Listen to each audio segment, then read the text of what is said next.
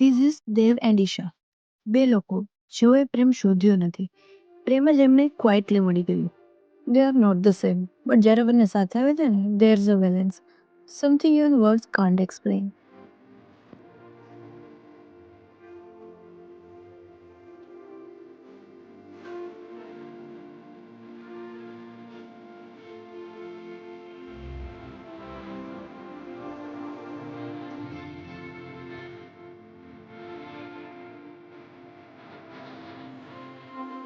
Maybe that's why this frame feels so real.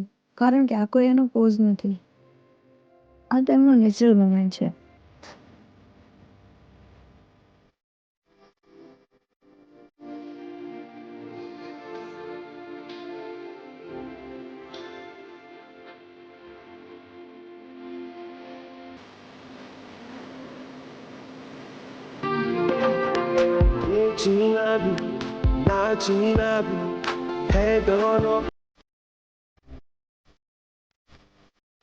Dev looks at Isha like she bring him peace.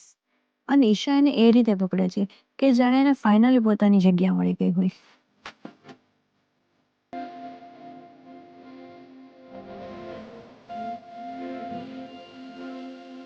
Love doesn't always make noise.